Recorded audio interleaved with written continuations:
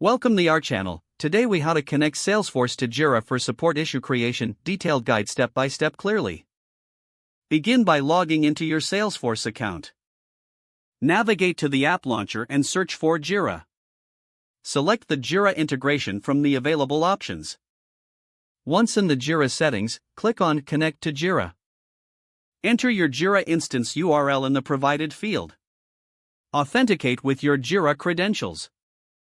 Select the appropriate permissions for Salesforce to access Jira. After authentication, choose the project in Jira where you want to create support issues. Configure the field mappings between Salesforce and Jira. Ensure that the necessary fields in Salesforce correspond to the required fields in Jira. Customize any additional settings based on your team's workflow. Save the connection settings to finalize the integration. Now, return to Salesforce and select a support issue. Open the relevant support ticket you wish to escalate to Jira.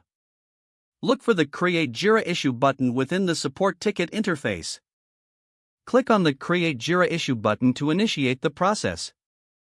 Fill out the required details in the Jira issue form. You can include information such as the issue summary, description, and priority. Once you have completed the form, click Submit.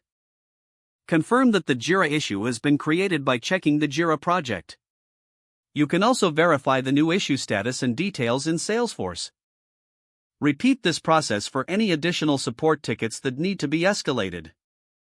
Monitor your integration settings to ensure everything is functioning smoothly.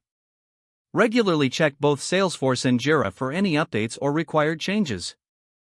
If the page does not load, refresh the browser or try again in a private or incognito window. Make sure you are using the correct email address, then retype it carefully to avoid small typos. If your password is not accepted, use the reset option and create a new strong password you can remember. Check your spam folder for verification or security emails, then complete any requested confirmation steps. Don't forget to like this video and subscribe to our channel for more step-by-step tech guides.